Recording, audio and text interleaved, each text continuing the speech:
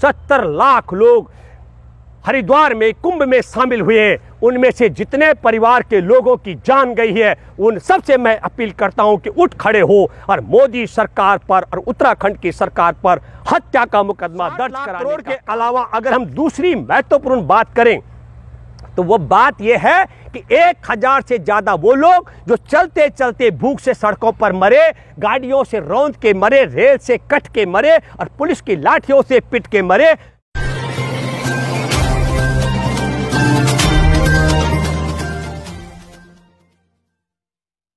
नमस्कार, मैं हूं भूपेंद्र रावत और आज हम बात करेंगे कि हमारे देश में कोरोना के नाम पर क्या क्या धोखेबाजी होती है। आप सब लोगों को मैं बताना चाहता हूं कि हमारे देश में जिस दिन 1,17,00,000 से ज्यादा मामले उजागर हो चुके थे, 24 मार्च 2021 को उस दिन फैसला लिया गया कि कुंभ का मेले का आयोजन हरिद्वार में किया जाएगा।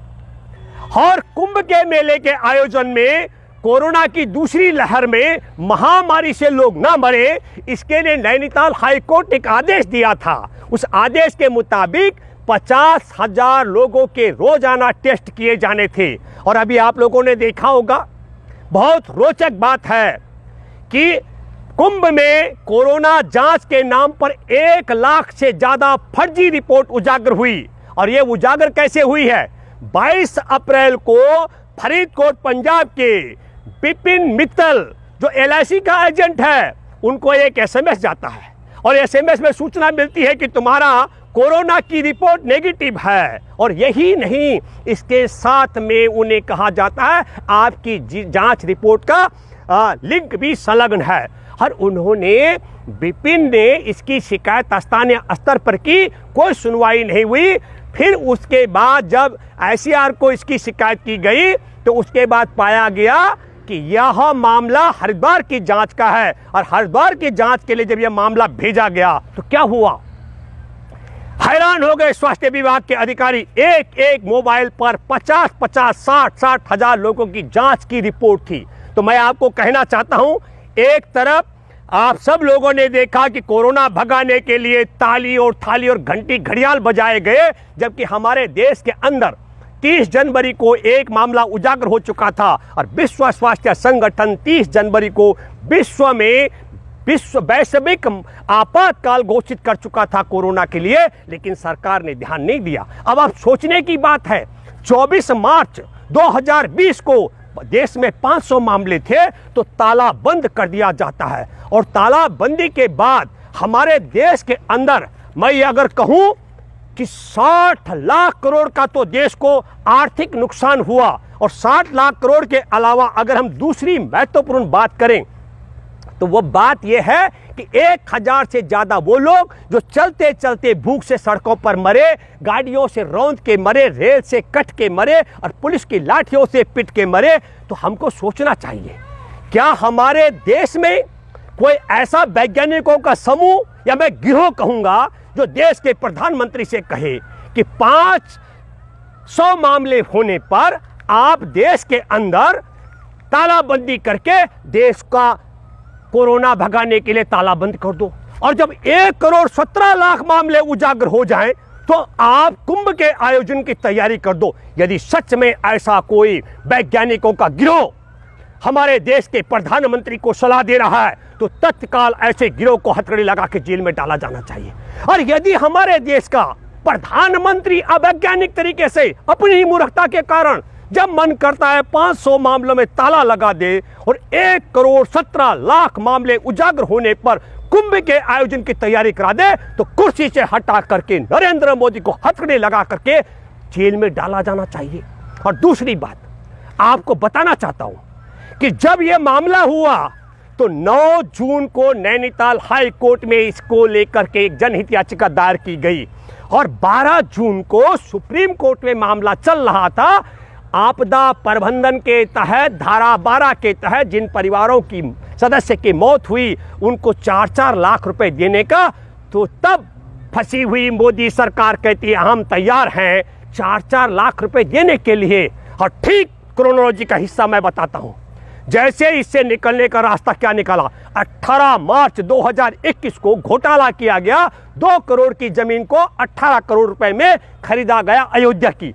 और 13 जून को इस मामले को जानबूझ करके आरएसएस बीजेपी के माध्यम से विपक्ष को बताया गया ताकि कोरोना की जांच की फर्जी रिपोर्ट की पोल ना खुले, कोरोना महामारी के तहत जो आपदा प्रबंधन में जिनकी जान गई उनके 4-4 लाख की मांग को दबाया जा सके। और देश में 70 लाख लोग जो कोरोना संक्रमित हुए होंगे। मैं ये बात इसलिए कह रहा हूं कि मध्य प्रदेश में एक ग्रुप आया था 83 लोगों का, जिनमें से 22 लोग अंडरग्राउंड हो गए थे और 61 लोगों की जांच हुई और 60 लोग कोरोना संक्रमित थे।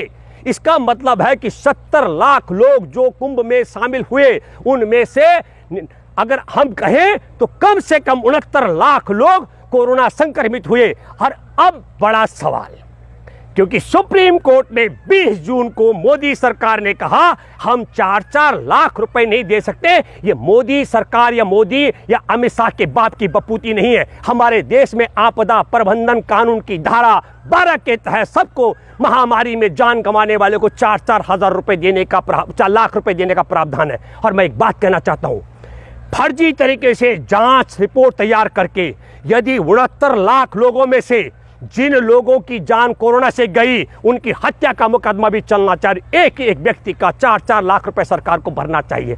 और वो 70 लाख लोगों में से जो अपने घर गांव गए वापस और उनके परिजनों की भी अगर कोरोना से जान गई तो उसकी हत्या का मामला भी मोदी सरकार पर और उत्तराखंड की सरकार पर दर्ज होना चाहिए और सबको 4-4 लाख रुपए दिया जाना चाहिए।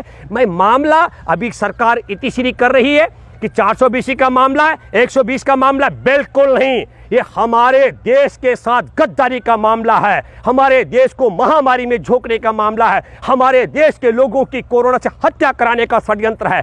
तो इस पूरे मामले को जोड़ते हुए हमको देखना चाहिए। और मैं फिर आप सब लोगों से ये अपील करने के लिए आया हूं कि हमारे देश में 2005 में जो आपदा प्रबंधन अधिनियम धारा 12 के तहत एक एक व्यक्ति को 4-4 लाख रुपए जिनकी जान गई है उनका परिवार हकदार है। इसके लिए आप सब लोगों से मैं अपील करता हूं, हमारा पेज है वॉइस ऑफ इंडियन पीपल्स, उसके साथ आप जुड़ें। और दूसरी बात मैं कहना चाहता हूं, जो 70 लाख लोग हरिद्वार में कुंभ में शामिल हुए हैं उनमें से जितने परिवार के लोगों की जान गई है उन सबसे मैं अपील करता हूं कि उठ खड़े हो और मोदी सरकार पर और उत्तराखंड की सरकार पर हत्या का मुकदमा दर्ज कराने का काम करें। और देशवासियों, आपको समझना पड़ेगा ये कौन सा तरीका है मोदी का कि 500 मामले होने पर नरेंद्र मोदी हमारे देश में ताला बंद कर देते हैं। और जब हमारे देश के अंदर, मैं अनलॉक की बात करना चाहता हूं,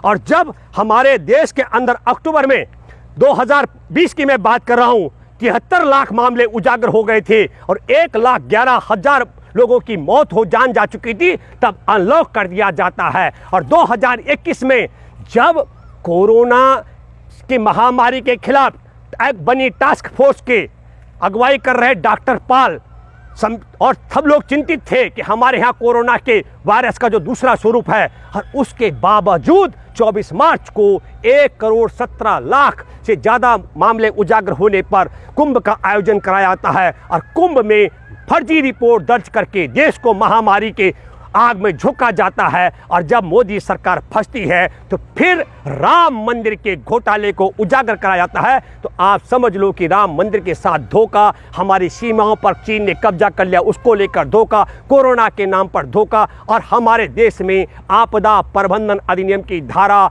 12 के तहत एक महामारी में जान गंवाने वाले एक एक व्यक्ति को 4-4 लाख रुपए से वंचित रखने का, परिवारों को वंचित रखने का षड्यंत्र में भी मोदी सरकार धोखा दे रही है। इसके लिए आप सब लोगों को एकजुट होना चाहिए ताकि 2005 में बने कानून का भी लाभ लोगों को मिल सके। और दूसरी बात है, हमारे देश के साथ धोखा देने वाले ऐसे देशद्रोहियों को हम दंडित करा सकें। इस बात के साथ मैं अपील करते हुए आपसे कहता हूँ, मेरे साथ में आनंद माथुर हमारे साथी हैं, रोहतास जी ये किसान योद्धा हैं, और आज हम लोग टिकरी बॉर्डर थे, वहाँ से वापसी में हमने तय किया कि हम यहाँ कराला में एक इस पर आप लोगों के साथ संवाद करेंगे। ये आनंद भाई का खेत है हमारे पीछे, दाएं बाएं आप देख सकते हैं। दाएं तरफ जरा मैं कहूँगा, देखिए ये बड़ा हरा भरा खेत है और उस तरफ देखिए, उस तरफ इनका ये घर है ना, ये पैतृक घर और वो नया घर बना हुआ है। ये सब दृश्य आपको मैं इसलिए कह रहा हूँ कि मैं आपसे अपील करता हूँ कि हम सब लोग एकजुट हों। अपना चैनल, आपका चैनल, समाज का चैनल, देश का चैनल NB News 24/7 को आप लाइक करें, सब्सक्राइब करें और ज्यादा से ज्यादा इसकी वीडियो को शेयर करें ताकि हर खबर को मैं आप तक आसानी से पहुंचा